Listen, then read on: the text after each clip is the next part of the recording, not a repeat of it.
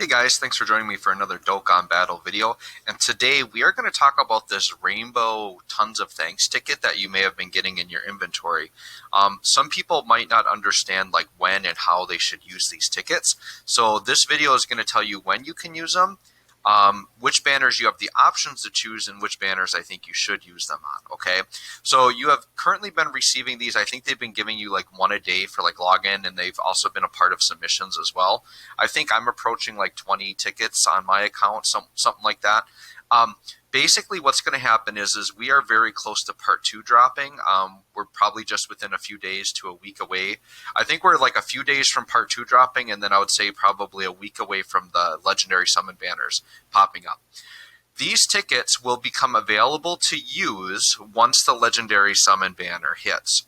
What will happen is when that legendary summon banner comes up, they're going to make a copy of the 2 Dokkan Fest banners that have already been out and the legendary summon banner, and you can choose which banner you want to use these tickets on. Now, to me, it's very obvious what you should use these on, but I want to kind of explain my case and explain why, and just give you guys some advice, because I know during the anniversary there's a lot of newer players, people maybe not as knowledgeable about the game, maybe not understanding like where their stones should go and like what are the best quality units out there, right? So that's what we're going to talk about today. So let's look at the top legendary summon banner. So this is the banner that's going to be dropping with part 2. It's going to be tempting for people because you're going to see 2 LRs on there and you're going to think, oh my gosh, I've got like a really good chance of getting a new LR, right? So it's an Android 17 and a golden Frieza. And this Int 17 actually awakens into like a Team Universe 7 card. It's got like all the characters on it. And then this Frieza awakens into a 17 and Frieza Joint Forces card. So they're both Joint Forces cards, okay? I wouldn't touch this banner with a 90-foot pole, basically, is what I would say.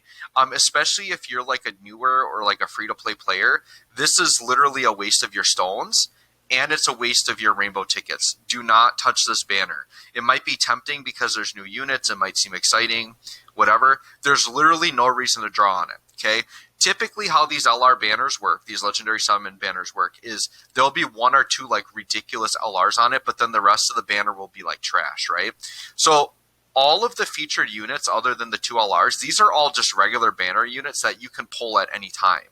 So you really don't want to pull for any of these featured units. And I would say of all of these, the only like really, really good one is probably this AGL Goku. He's like a ridiculous realm of gods. Like he can hit like 4 million attack stats while supporting the rotation.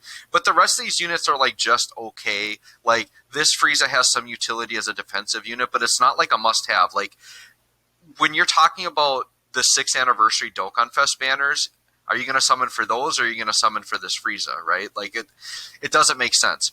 Now, you could always use the argument that like, well, these LRs could be so good that it might be worth it. And that's typically the case with the legendary summon banners, is that the LRs are so good that it makes up for the fact that the rest of the banner is garbage, right?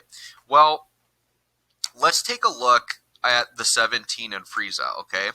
So, or actually, we won't take a look at, we'll look at them later, but I'm going to tell you right now, these 2 LRs are not worth summoning on, and there's some very good reasons like why you don't even need these LRs, okay? So let's compare this banner to the Dokkan Fest LR banners, which I think you should be summoning on, especially, like I said, if you're a newer or free-to-play player, there's going to be so much more value for you on the Dokkan Fest banners, right? So if we look at the Dokkan Fest banner, right? So do you want to summon on this banner with all these just normal banner units on it, or do you want to summon for this, which has UI Goku, who's probably like the best unit in the game. This Gohan and Piccolo card is like a really decent support unit for Reps of Universe 7. This guy's probably like a top 10 unit in the game. This guy's probably like a top 15 unit in the game. This guy's still a really good LR, right? This guy, he's okay, but his Spirit Bomb is really good. He can get to insane attack stats. Beerus hits like ridiculously hard, and he's like a great Realm of Gods leader, right? And then this Goku's like a really fun unit to use. He transforms in the Super Saiyan 3. His leader skill's fairly decent. This UI Goku's getting his EZA, and he's going to be like a god, like a legitimate top 5, top 10 type unit in the game. This Frieza's definitely dated, but like he'll get an easy at some point and be ridiculous, and Resurrected Warriors is a good team, right? So like all of these units, like everything on here is Dokkan Fest exclusive. And because they're all Dokkan Fest exclusive, they're all going to have like really good leader skills and things that help you for a brand new player or like a new player, right? Whereas those other two LRs, you don't really need their leader skills. There's better leader skills out there than those. Let's look at Vegeta's banner. Same thing, right? This guy's considered to be like the second best unit in the game. This guy's considered to be like a top 5 unit. The Cell is still really good. The Vegeta's really good. Kefla, isn't the greatest. She's still decent, but like her Universe 6 team is actually really good and really fun. Hit is trash, but he'll get an easy A at some point. This Vegeta's pretty good. This Vegeta's just okay, but he'll easy A and become a god at some point, and he's going to link up really well with this Int Vegeta. The 17 is aging a little bit, but he's going to be one of the more ridiculous easy A's out there, right? So, and this is a good Androids lead. This is Vegeta family lead, Universe 6 lead, Vegeta Super Saiyan 2 lead, Battle of Wits Majin Buu Saga considered like one of the best leaders in the game, right? So all of these ridiculous units with all their ridiculous leader skills, right? So would you rather have that, or would you rather have a 1 in 12 chance on a featured unit to get one of these LRs, right? So this is the 17, who is like this Team Universe 7 card. Like they're not bad, like they're really good, right? But their passive revolves around reps of Universe 7, so you're literally restricted to just that one team, right? So he doesn't have a lot of flexibility of where you can use them, and so unless you're running that one team, you're never going to get a lot of use out of this guy, who you're probably going to spend a lot of stones trying to get. Then, if we look at this Frieza in 17, he's a little bit more flexible. Like, you could use him on Universe Survival Saga, right? But the problem with him is his passive's a little bit wonky. Links are a little bit wonky. He's got an okay leader skill, but you can get better leader skills than that. He's just not going to be like the main unit you use on your team. So that's the thing you have to think about. So what we're going to do is let's actually look at reps of Universe 7 and see where we would actually fit these guys in, right?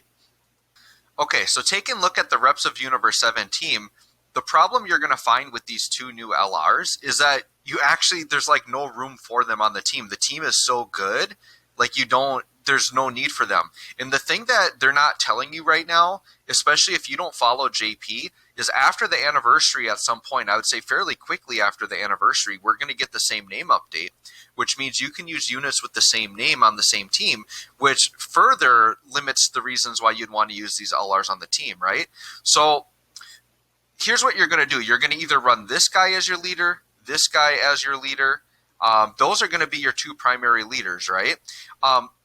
And you're going to want this Goku and Frieza and this UI Goku on the team. And if you're summoning on the anniversary banners, you definitely want to try and get this guy, right? You want to get this guy before you definitely go for these new LRs that are coming out. This Vegeta is going to be on the team. So there's 3 of your 6 slots right there. UI Goku, the new Vegeta, and this LR Goku and Frieza. Now, if you're a new player, like you're probably not going to have LR Goku and Frieza, right? You might get really lucky, though, and pull them on your 66 guaranteed LR pull at the end. So, yeah, that could be a slot that maybe you'd want to fill, right? But you've got 3 really solid units right there.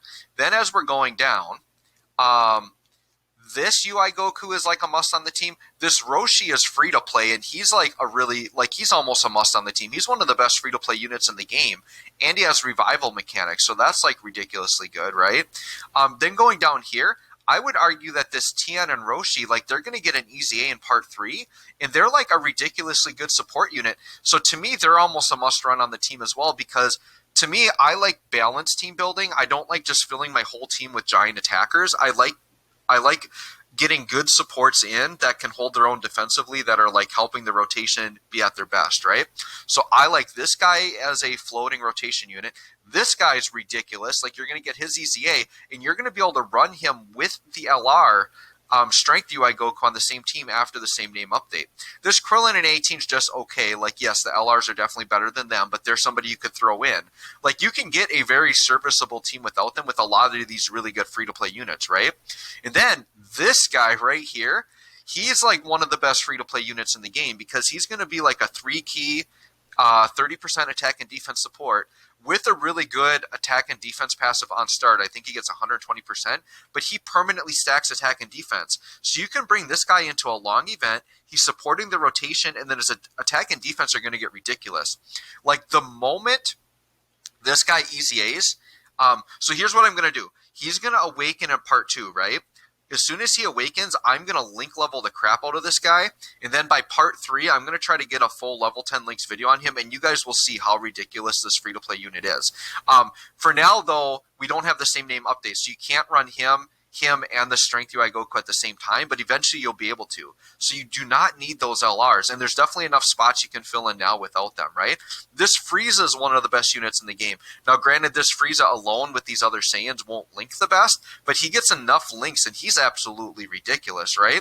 This 17 is still a really good unit. He supports the team defensively. He's going to get hit really hard, but at some point he's going to easy A, right? So, like, with all of these really good reps of Universe 7, like, there's just no need for these 2 LRs. It's really unnecessary. You're going to feel like you're going to need them right now, like when the banner drops, because like none of these free-to-play units have like Easy A yet, and they're not that good. But they're going to Easy A. They're all going to be absolutely ridiculous. Like between this Roshi and this Tien and Roshi here, like they're 2 godly free-to-play units that you just get for free. Not to mention if you happen to pick up this Gohan and Piccolo on the Dokkan Fest banners, or this Gohan Frieza on the Dokkan Fest banners, they're decent little support units as well. So yeah, guys, that's basically my recommendation. Is there's just no reason at all for you guys to go in on this top legendary summon banner here.